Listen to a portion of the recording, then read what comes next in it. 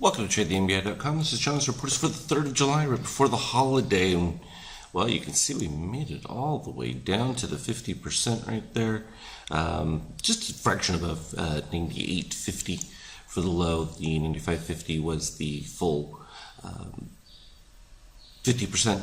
And that's because we've got some decent buying right at that particular time. We're starting to get a little bit of a rise here, just a return. As long as this DOC, though, red is still below the negative 13.5, this is pretty impressive for that setup. So it was a significant return within that overall down positioning. Likewise, same thing with NASDAQ.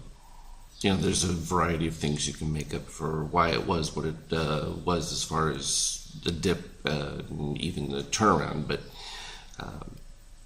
that's what you get with the markets. They're just going to make up news after the fact. The reality is that in this particular case, short-term buyers have been the ones floating most of this, keeping it going.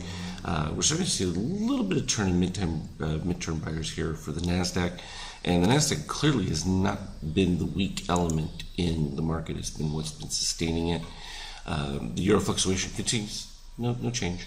Better buy signals, just can't seem to get over that 23, and now with falling Morganacci highs, that could give it another push. The last time we had that happen, it broke the 23.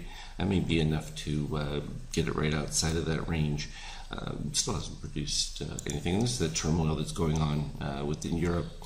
Of course, that situation with bonds just doesn't make any sense as it is, because with the oil doing what it's doing, you got built-in inflation guaranteed for the most part.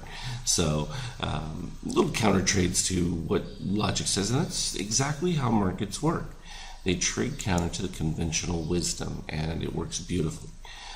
In fact, gold still within this week setup didn't get the reset.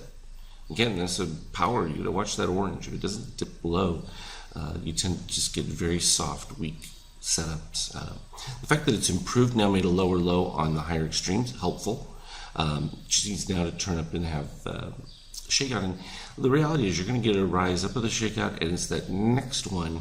Same thing with the DOC. You've got to get back up over the 13.5. And then even if it rolls down again, as long as it's at a higher pivot, you're going to get it. You can see all of these. You ended up with pivots that were right around the same. What you want to see is one that's like down here at negative 13.5. Then one in the no spark zone would be interesting comparative to just being by itself. So let's look at the action we had from before here. We were coming in, we had the white candles. The issue for these, and unfortunately, is we didn't get any spark above them, so they pretty much filled in their expectation. We ended up making new ones, but again, all they did was make new lows, and the final one, it also made new lows. So they pretty much filled themselves. What was interesting in here was the gold below the 23%. It also made new lows. Didn't quite get to, not new lows, but it made lower from where it closed. Should have gotten closer to the zero. The fact that it didn't was part of that impetus, and it just kept fighting. But again, it was below the 50%, so you expect a return back towards the zeros. It finally popped a little above right over here, but it still came back and filled the 23%. So, and there's that conglomerance of the dots that we talk about, the red dots from the extreme histogram, and a little blue one indicating the snake opening. And then all it did was come down, and every time we get down to the 23%, just a ton of the extremes. And when you're not dipping below the red line, you don't have any of that forced action. And this was really the build right here that produced the turnaround, because at that particular point, pretty weak shakeout. And then we produced the exact same thing. Now we had positive extremes and still have some unfilled positive extremes.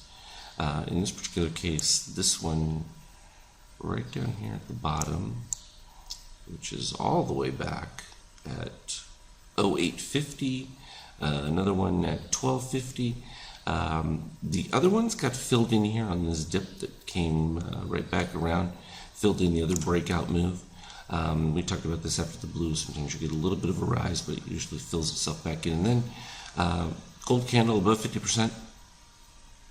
I was short in that particular case. Coming up to this, turned gold, got out, boom, just like that. Then once we started getting positive extremes up at the new highs after the blue right here, You get the Azure Rising. These become a lot more interesting from a short standpoint.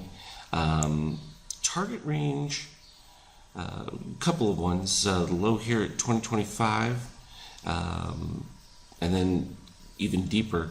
There was one 19, and this final one at 1850 is like super extreme. In pre-market, we hit the 2050, which was the Azure Candle. That did pop up, and interestingly enough, from that standpoint, we still had this ABM gold rising from all the way over here. That was sort of the topping point that you would expect to stay underneath from a short standpoint, and in fact it did. And it refilled these additional positive extremes as well. So it's kind of filled almost all of those. This bottom wick one is a little bit more extreme because it's just a solid wick of the candle as opposed to solid low right here, the 19 in this particular case, which is the low, is the extreme wick on there. But if you look at the open, it was 1950. So that would be, those are conservative. You take off a little bit because of your expectation that on a downdraft, you're not always going to get exactly to the peak. From a DOC standpoint, this is just back and forth. And then you're going to get into holiday trade. I'm going to be gone all day in Cinque Terre, so I will not be posting anything.